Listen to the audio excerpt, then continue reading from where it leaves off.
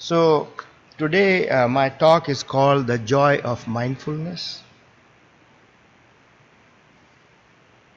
Life is just a series of moments. The moment that has just passed, the moment that is now, and the moment that hopefully will come next. These moments stitched together make up the story, the book that is our life. This book contains all that we have experienced, the highs and the lows, the loves and the losses, the successes and the failures. Now, what if I wrote down only every other word in the book? It would make for a chopped up story. You could still figure out what my life was about, but much of the detail, the nuance, the richness would be lost. And that is what happens. We do not truly experience so many of the moments that make up our life, because the mind is away doing one thing while we are doing another. The more we hurry, the more we are distracted, the more moments we miss. To be mindful means to slow down and experience as much of life as we can, to be aware of as many moments as we can. And there are two aspects to mindfulness. I'm used to having a mic on that side. There are two aspects to mindfulness. The first is to fully perceive, be aware of what is going on around us, of the information that is coming in through our senses, what we are seeing, hearing, touching. Let's call that the external landscape. The second and perhaps even more important aspect of mindfulness is to be aware of the internal landscape. What is going on inside us, the thoughts and the emotions that come and go in a never-ending stream. To be aware of what the mind is up to. The mind, of course, frequently leaves the present moment and goes elsewhere. Often we ask it to. Also, when we are sitting around thinking about nothing, the mind can wander off and do its own thing for a while. Finally, the mind can sometimes be pulled away from the present, against our wishes, by an external force. And we will talk about that quite a bit. So let's follow the mind around for a while. For the next few moments, please look around this sanctuary. What do you see?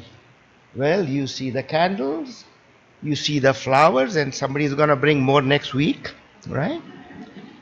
You see me standing here. Just notice what's around you without thinking about what you are seeing. Just look. You are now aware of your surroundings. You are aware of the external landscape. You are not yet doing anything with that information. Your mind right now is like a car in neutral. The engine is running, the motor is running, but it's not yet going anywhere. But of course, we don't always keep our mind in neutral. We want it to act, to do something. What can the mind do? Well, we can ask the mind to focus on something. As I'm speaking, hopefully your mind is focused on me and the words I'm saying. But let's take a more extreme example. If I'm feeding a piece of wood into the spinning blade of a table saw, my mind will be focused intently on the point where the wood meets the blade, and it will ignore everything else that's happening around me. The same happens when I'm engrossed in a book or concentrating on a problem. I'm totally oblivious of my surroundings, right? So the mind can focus. That's number one. What else? Well, I can send my mind into the future. I can imagine the future and plan for it. Whether it's a dinner party for 6 next week or a 2-week vacation in Hawaii next year. Sometimes I even send my mind into the future just to daydream. Daydreams are always about the future. I can also send my mind into the past. I can recreate, relive past events and ponder over them. So I can command my mind to focus. I can send it into the future, and I can send it into the past. Anything else? Well, what about when you're just sitting around thinking about nothing? Now the mind is left to its own devices, and something fascinating happens. You've heard the phrase, when the cat is away, the mice play.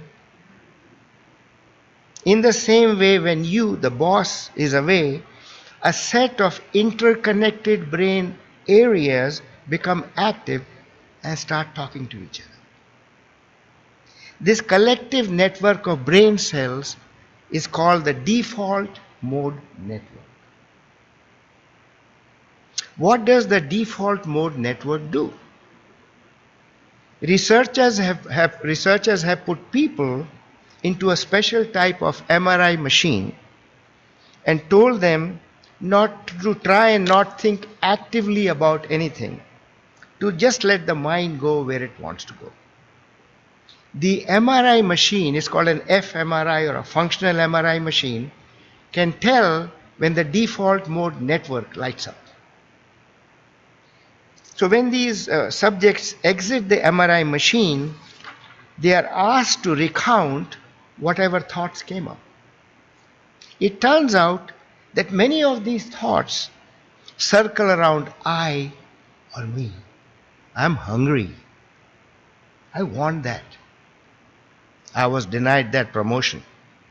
How can she talk to me like that? It's all about me, me, me. It seems that the default mode network builds up the sense of self. It builds up the ego. And what is the ego? The ego is the understanding that I am separate from you. We all have an ego. But too strong an ego, too much of looking out only for number one, can blunt our ability to sympathize and empathize. It can reduce our capacity for compassion. I can even speculate that giving too much power to the default mode network might sow the seeds of resentment and revenge. When we ruminate, when we brood about the wrongs that were done to us, we all do that. You've heard that an empty mind is the devil's workshop. Perhaps more correctly, the empty mind is the default mode network's workshop. It is the ego's workshop. Now, it's worth noting that all these places where the mind can be, focused on a task, traveling into the future, traveling into the past, or sitting around building up the ego, have one thing in common. I can instantly and effortlessly call the mind back to the present, back to this moment. If I'm absorbed in a book and you call me, I can snap back into the present and I can stay there. So in all these situations, the mind is under my control. However, there are times when the mind is pulled away by an external force, kicking and screaming against our wishes. What is that force? It's called stress. Stress, stress, stress. The stress response, which is also known as the fight or flight response, dates back from our distant past and appears to be designed to help us survive physical danger. So when my great-grandfather 20,000 years ago suddenly came face to face with a grizzly, the stress response was activated. The heart rate and blood pressure went up, the muscles tensed, and the mind was immediately and completely focused on the grizzly, on the threat, and stayed focused until the threat was resolved one way or the other. These days we rarely face physical threats. The problem is the mind does not and cannot distinguish between physical threats and emotional threats. To the mind, the fear of being fired from one's job, a job that is desperately needed, is the same as facing a grizzly. Just as with the grizzly bear, the mind keeps trying to focus on the threat over and over again. I'm going to lose my job. I'm going to lose my job. What's going to happen? I'm going to lose my job. Have you ever spent a sleepless night tossing and turning? Your mind going back again and again to a worry, to an anxiety that was consuming you. You have. So stress can kidnap the mind. The stressed out mind is not really under our control. It keeps reverting to the threat.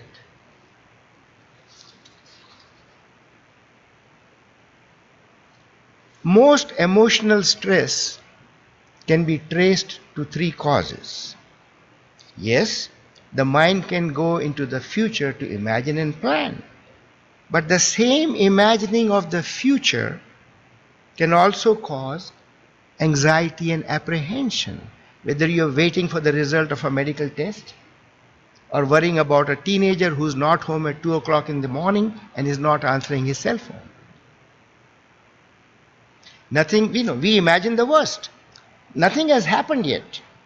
But once the imagination begins to run wild, there is little you can do. Similarly, we stress about past events. I wish I hadn't said that. I wish I hadn't done that. Right? The third cause of stress is frustration from our desires not being granted, from life not unfolding the way we would like it. Every other kind of stress, relationship stress, time stress, money stress, the world is going to hell in a handbasket stress, right? Spring from these three. The mind gets dragged into it, it gets kidnapped. So, enough about the problems.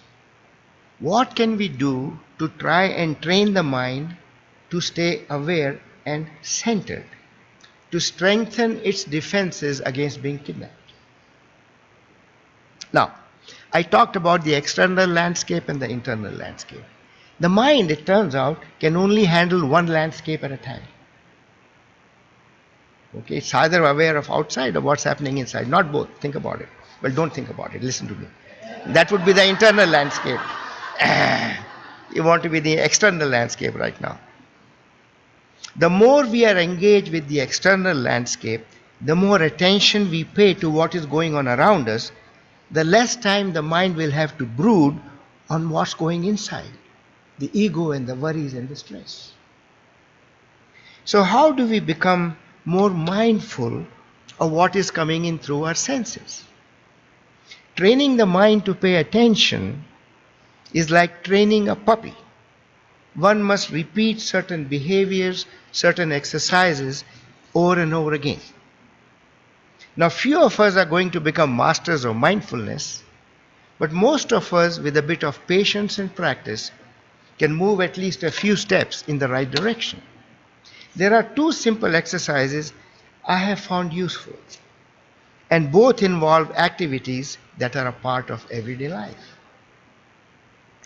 The first is to practice listening mindfully, listening with full attention while having a conversation. When I was a medical student in India, I was lucky enough to participate in a course on listening mindfully. And looking back at my career as a physician, that may have been the most important thing I learned in medical school. Usually during a conversation, once we think the other person has said about 2/3 of what they are going to say, we begin to work on a response. We are no longer paying full attention to what the other person is saying. Quite often, we will interrupt the other person with our response. We do not let them finish. We do not hear them out. Sound familiar? Yeah, yeah.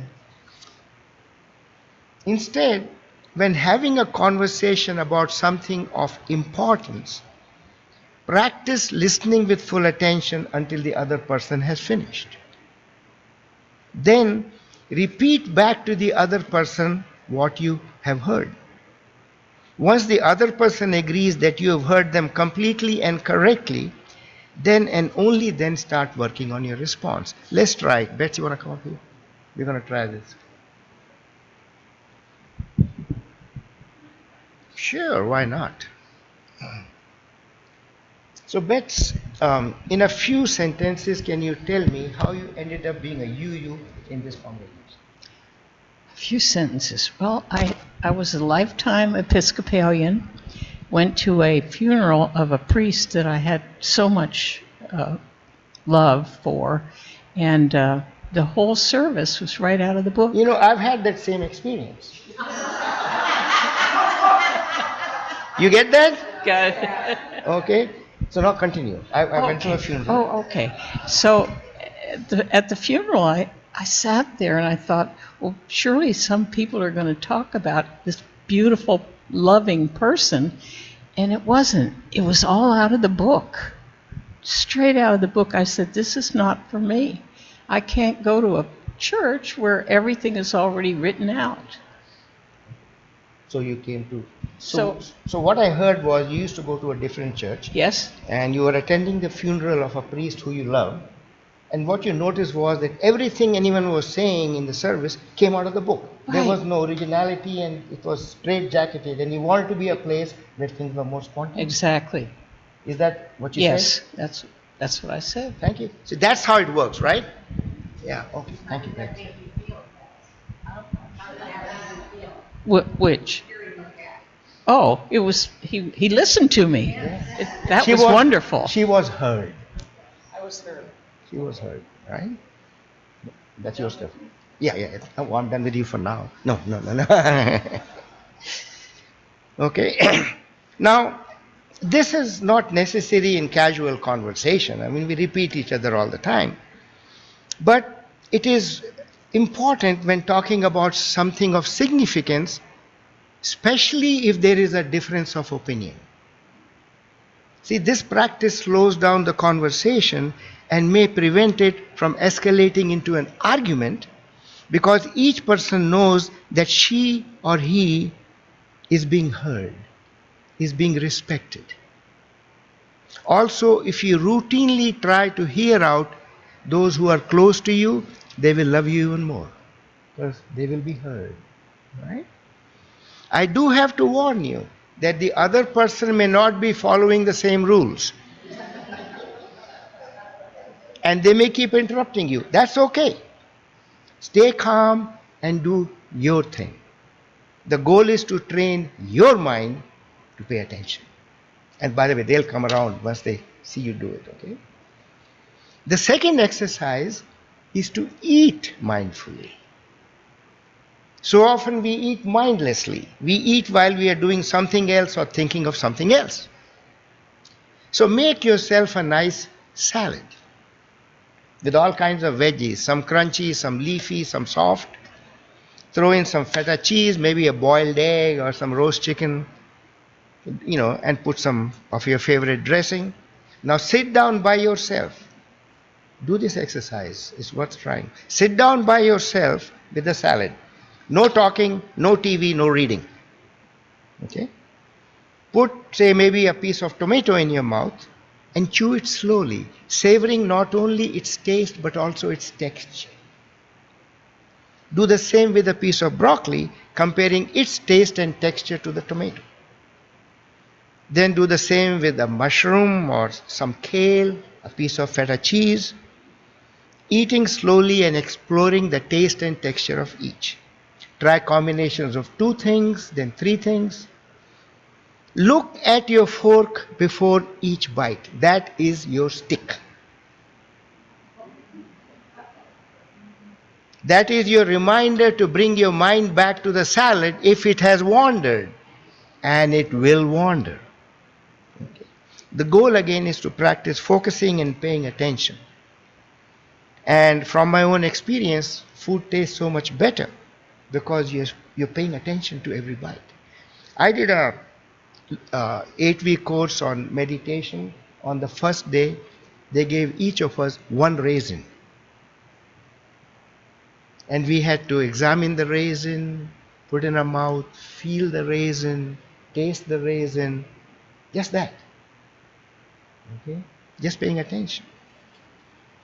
Now, these two exercises are great training for being mindful of what one is doing at the present moment, of being aware of the external landscape. Now, let's look at the internal landscape. Just as the eyes see one thing after another, the mind generates one thought after another. We know that some of these thoughts can kidnap the mind. How do we learn to bring the mind back to the present, to keep it centered? And that brings us to the practice of meditation. There are just two parts to meditation, and you have done them both. The first is to learn to use an object such as the breath for the mind to focus on. Some people like to just feel their belly going in and out, whatever. I like to do the breath. The second and more important is to notice when the mind has wandered and been pulled away, and to gently disentangle the mind from the thought and bring it back to the breath, bring it back to the present. Learning to keep the mind in the present is important. As we have seen, much of our stress comes from thoughts about a future that has not even happened yet and likely will not happen the way you think it will. Okay? And regret about a past that's already done with and gone. Oftentimes these thoughts take over our mind. They direct the movie that is your life. Meditation turns you into a movie critic sitting in the audience, watching the movie of your thoughts from a distance without getting entangled in it. We can then decide which thoughts to listen to and which to ignore. And by helping us do this, meditation calms the mind. If you're interested in trying out meditation, I recommend an app called 10% Happier. 10% is a numeral, 10% Happier. That app in the free version has a 7-part introductory course called The Basics that will help you get started. And once you notice the changes in yourself, you will start looking forward to your next meditation session. At least that has been my experience. So, the practice of mindfulness just means being more aware of what is going on around us and inside us. Being mindful helps to improve the quality of our communications, the quality of our conversations, and therefore the quality of our relationships. Most bad relationships, there's no good communication, right? Mindfulness helps us become aware of the external landscape, including the needs of others, paying attention to the needs of others. And this increases our tendency and capacity for compassion. Perhaps most important, mindfulness, along with a bit of meditation, can help to mitigate some of this tension, some of this stress that seems to have become a constant undercurrent in these fast-changing times. So, to conclude, living mindfully helps to keep the mind in the present. Living mindfully helps us, each of us, to write a more vivid, more complete book about our life. Thank you.